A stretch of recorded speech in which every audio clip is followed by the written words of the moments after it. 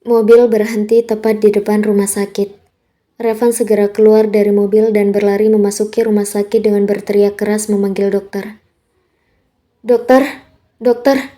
teriak Revan dengan raut khawatir dan keningnya dipenuhi keringat.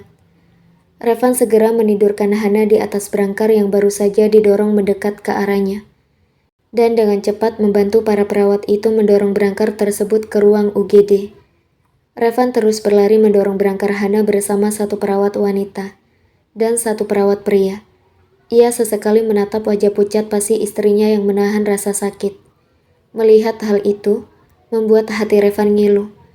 Revan melepaskan tangannya yang mendorong berangkar, melihat pintu ruang UGD yang perlahan-lahan tertutup rapat. Tubuh Revan lemas seketika. Kakinya seolah tak dapat menahan bobot tubuhnya. Revan terduduk seketika di depan pintu ruang UGD. Perasaannya tak dapat tenang sedetik pun. Rendra berlari mendekat ke arah Revan, lalu mengusap pelan punggung menantunya itu, menatap pintu ruang UGD dengan perasaan tak menentu. Sementara itu, Gilang melajukan mobilnya dengan kecepatan tinggi ke arah rumah sakit yang terdekat dengan rumah keluarga Disap. Ia yakin jika Hana pasti ada di sana saat ini. Tanpa pikir panjang, Gilang melajukan mobilnya dengan kecepatan tinggi, mengabaikan umpatan dan makian pengemudi lain yang kesal karena ulahnya.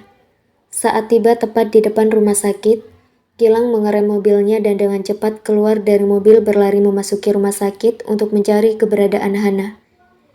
Gilang terus berlari menyusuri lobi rumah sakit, bertanya dengan terburu-buru pada suster yang berlalu lalang. Gilang melewati para perawat yang mengerjakan tugasnya dengan terburu-buru, mendekat ke arah ruang UGD tempat Hana berada. Gilang menghentikan larinya saat hampir tiba di depan ruang UGD, menatap Revan yang duduk di kursi tunggu dengan raut wajah cemas dan takut. Mata Gilang membulat sempurna saat melihat sesuatu yang melekat di baju Revan, sesuatu yang membuat tangannya gemetar sambil terkepal. Siapa? Siapa yang melakukannya?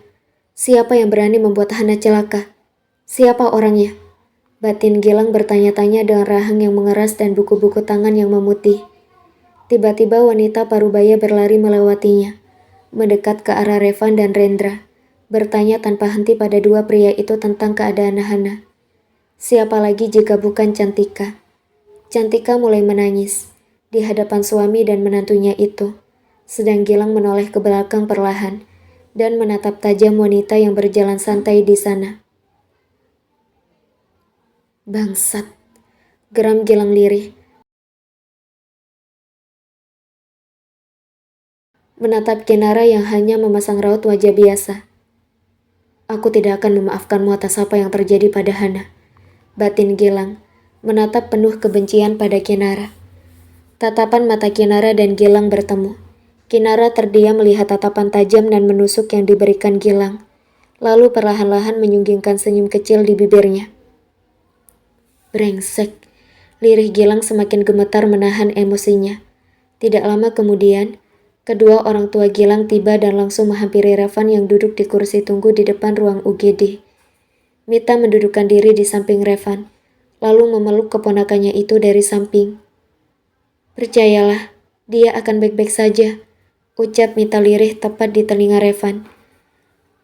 Adi menghembuskan nafas pelan melihat kondisi Revan sekarang, lalu menoleh ke arah Gilang yang bersandar pada dinding dan menatap tajam ke arah wanita yang berdiri tidak jauh darinya.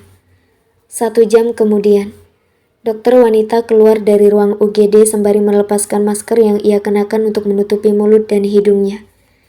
Revan seketika bangkit dari duduknya, menghampiri dokter itu dan bertanya tanpa henti. Bagaimana keadaan istri saya, dok? Dia baik-baik saja kan? Dan juga janin di dalam perutnya baik-baik saja kan, dok? Tanya Revan tanpa henti. Dokter itu terdiam sejenak, lalu menghembuskan nafas membuat Revan dan semua orang yang ada di hadapan dokter itu menjadi tegang. Keadaan Nyonya sudah mulai membaik, dan untungnya dia dibawa cepat ke rumah sakit. Jika tidak, maka nyawanya dalam bahaya, ucap dokter itu membuat semua orang di hadapannya menghembuskan nafas lega.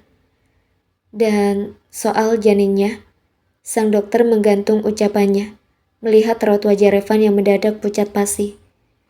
Alhamdulillah selamat. ucap sang dokter dengan senyum di wajahnya.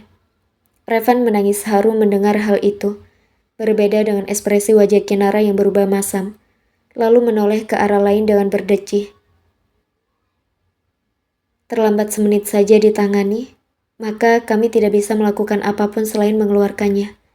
Tapi alhamdulillah, Anda membawa nyonya lebih cepat, dan janin di dalam perutnya bisa diselamatkan.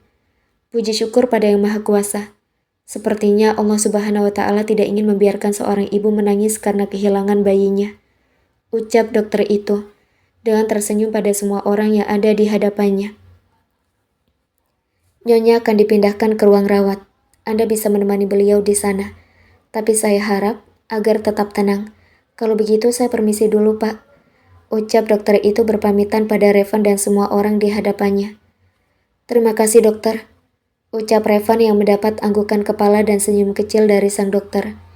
Gilang menoleh ke arah Kinara, menatap tajam wanita itu. Kinara Dewita, balasan perbuatanmu akan kau terima siang nanti. Batin Gilang dengan penuh amarah dan mulai menyusun rencana di kepalanya. Revan berjalan mendekat ke arah berangkar Hana, lalu mendudukkan diri pada kursi di samping berangkar istrinya itu. Revan meraih tangan Hana yang bebas dari selang infus, lalu menggenggamnya erat dan menciumnya.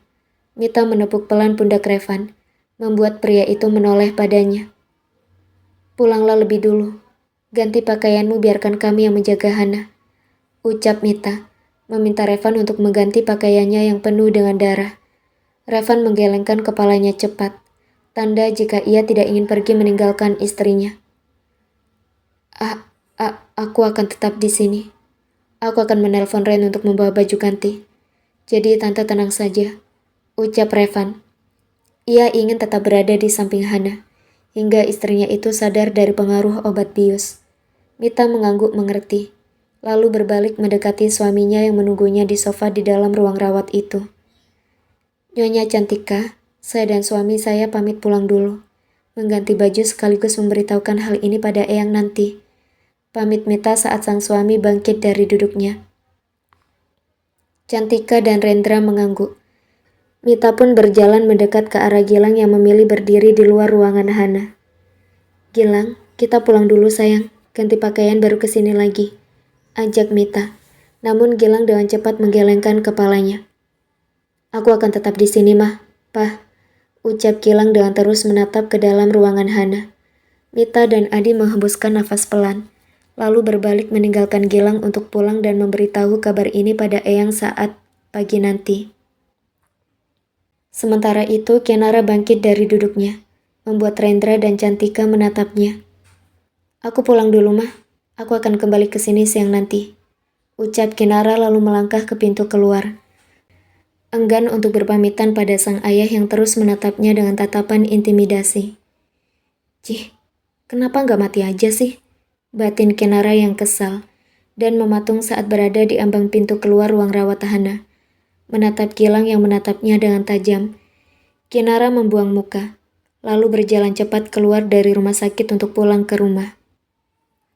Beristirahat sebelum melakukan rencana lain. Tidurlah hari ini di tempat tidurmu itu. Karena hari esok, mungkin kau tidak akan melihat tempat tidurmu itu. Batin Gilang, lalu masuk ke dalam ruangan Hana. Dari tadi ia di luar ruangan Hana hanya untuk menunggu Kinara untuk keluar. Karena jika berada di dalam ruangan yang sama dengan Kinara, membuat Gilang emosi tingkat tinggi.